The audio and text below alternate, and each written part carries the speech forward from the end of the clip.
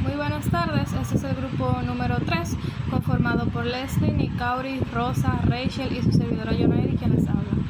Yo voy a comenzar explicándole qué son las razones financieras. Las razones financieras permiten hacer comparativas entre los diferentes periodos contables o económicos que tiene una empresa para conocer cuál ha sido el comportamiento de éste durante el tiempo y así poder hacer proyecciones a corto, mediano y largo plazo. Simplemente hacer evaluaciones sobre resultados pasados para tomar correctivos si se ve necesario. Las razones financieras entonces son indicadores que permiten identificar situaciones particulares de una estructura de una empresa, lo que permite evaluar la gestión y desempeño. Estas se clasifican en 4 tipos: razones de liquidez, razones de endeudamiento, razones de rentabilidad y razones de cobertura. Las razones de liquidez son aquellas que permiten conocer la capacidad que tiene la empresa para pagar las obligaciones en corto plazo según su estructura financiera. Las razones de endeudamiento son aquellas que permiten identificar el grado de endeudamiento que tiene una empresa y su capacidad para asumir sus pasivos. Las razones de rentabilidad son aquellas que pretenden medir el nivel o grado de rentabilidad que obtiene la empresa, ya sea con respecto a las ventas o con respecto al monto de los activos de la empresa o también con respecto al capital aportado por los socios. Finalmente, las razones de cobertura son aquellas razones que miden la capacidad de la empresa para cubrir sus obligaciones o determinados cargos que pueden comprometer la salud financiera de la empresa. Eso fue todo por mi exposición. Las dejo con mi compañera. Mi nombre es Rachel Brea y les estaré hablando acerca de la liquidez corriente y la liquidez seca. La liquidez corriente, también llamado razón circulante o liquidez circulante, es uno de los ratios de liquidez que se puede interpretar como el número de veces que el activo corriente de una empresa puede cubrir su pasivo corriente. Otra manera de interpretar este indicador es saber cuántas veces o cuántas unidades monetarias tiene las empresas disponibles, o también saber cuáles unidades monetarias se pueden cobrar en el corto plazo. La fórmula para saber o cómo se calcula la liquidez corriente sería que la liquidez corriente es igual al activo corriente dividido entre el pasivo corriente. Algo que debemos de destacar es que el activo corriente es el dinero en efectivo y todo aquel activo que puede convertirse en liquidez en el corto plazo. Este incluye las cuentas de cajas y bancos y también las cuentas a cobrar en el corto plazo. Mientras que el pasivo corriente son todas las obligaciones que se deben cumplir en el corto plazo, como por ejemplo el pago a los proveedores. Este también indica cuánto posee la entidad en activos corrientes. Por cada peso de deuda corriente, o sea, de deuda a corto plazo, y se dice que cuanto mayor sea, es mejor para la entidad, pues indica buenos niveles de liquidez. Si la razón de liquidez es menor a 1, entonces significa que la compañía no puede cubrir esas obligaciones en el corto plazo. Mientras que si es igual a 1, quiere decir que las deudas a corto plazo obviamente son iguales a los recursos disponibles en el corto plazo. Pero si es mayor a 1, entonces eso significa que la empresa sí puede cubrir hasta de sobra esas obligaciones en el corto plazo. La liquidez seca. Esta también es conocida como la prueba de ácido o prueba ácida o liquidez seca. Esta corresponde a uno de los indicadores de liquidez más utilizados como el indicador de la capacidad de la empresa para hacer frente a las obligaciones corrientes, o sea, las de corto plazo. Y no cuenta con la venta de sus obligaciones, o sea, no cuenta con lo que existe en el inventario. Este índice complementa el análisis de liquidez corriente, o sea, porque evalúa la capacidad de la empresa para poder cumplir en término con los compromisos a corto plazo. La fórmula que se obtiene para la misma es el activo corriente menos el inventario dividido entre el pasivo corriente.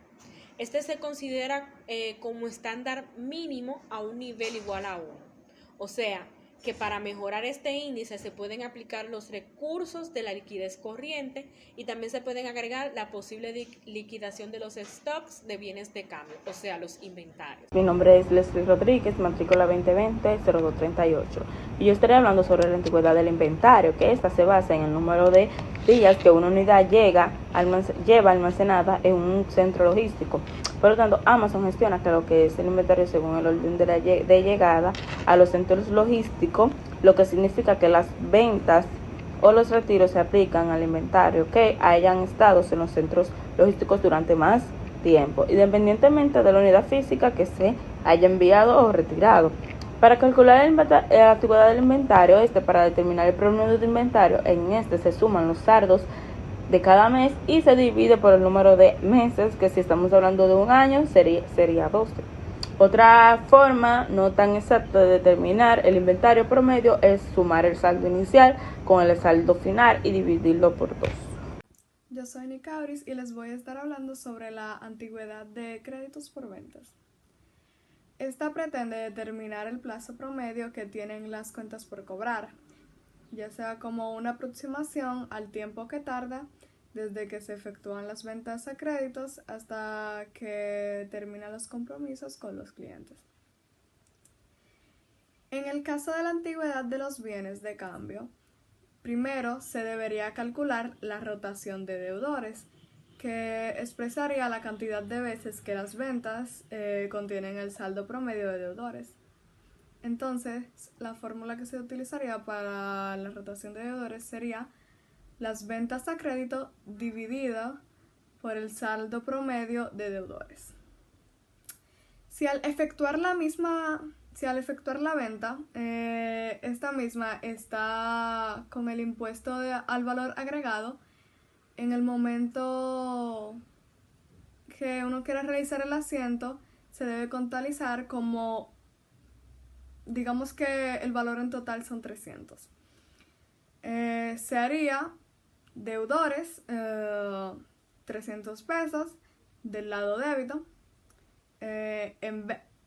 contra ventas, que sería 200 en crédito, y el IVA a débito fiscal, que serían 100. Por lo tanto, la cifra de deudores que contiene el IVA y las ventas, no. O sea, prácticamente estoy diciendo que la cifra de deudores contiene el IVA, pero las ventas no.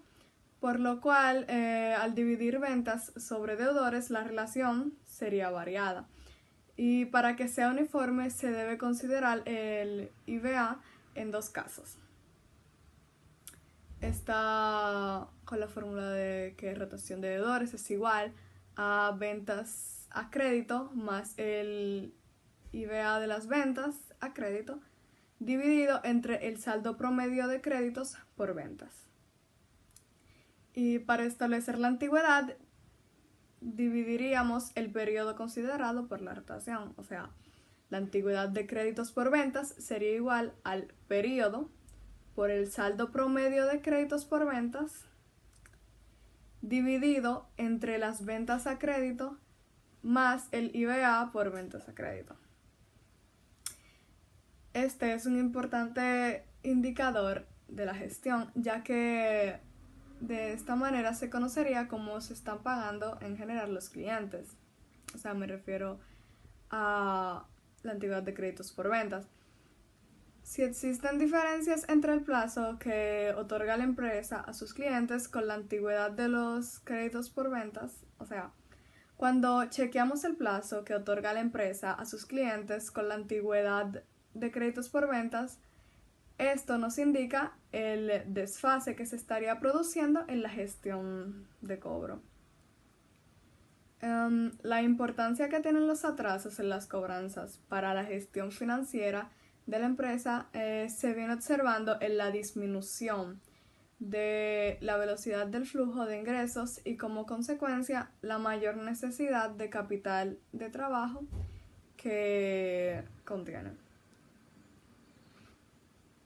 Entonces, algunas de las cosas que hay que tener en cuenta a la hora de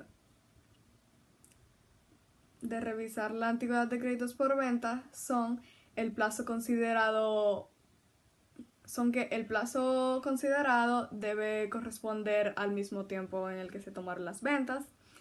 Está que si la compañía contiene valores de pago diferidos y acredita en la contabilización del cliente al mismo instante, el índice en aquel caso expresará los días que se demora en recibir los valores y no la fecha de cobranza. Está que si la organización recurre al descuento de los créditos en una entidad financiera, debe añadir al saldo los mismos importes descontados. Y también está que esto depende del objetivo perseguido. Pues si solo es por conocer el plazo tomado por los consumidores con el fin de anular sus obligaciones, correspondería realizar dicha adecuación. Está que si lo que se pretende es conocer cuánto tiempo tarda la organización en hacerse el dinero perteneciente a sus ventas, no habría que aumentar nada, pues se consideraría los créditos netos de descuento. Buenas tardes, mi nombre es Kisbel Peguero, matrícula 2020-0699 y yo les voy a hablar sobre la antigüedad de proveedores. La antigüedad de proveedores es un informe en el que se analizan las deudas de los proveedores clasificadas por su antigüedad. Este informe procesa las facturas de compra y notas de abono. También se le pueden incluir a esta las tareas de registro, la conciliación de facturas y la gestión de saldo de proveedor. La intención que tiene este informe con las empresas es ayudar de forma visual a las empresas a poder distinguir qué facturas están bien con su pago y qué facturas están atrasadas con su pago. Todas las facturas tienen un plazo de 30 días para pagar, aunque algunas duran 60 o 90 días para realizar su pago. Para que este informe sea más efectivo, es mejor limpiar periódicamente todas las cuentas de modo que los créditos y los débitos extraviados se eliminen de este informe para que tenga mayor efectividad.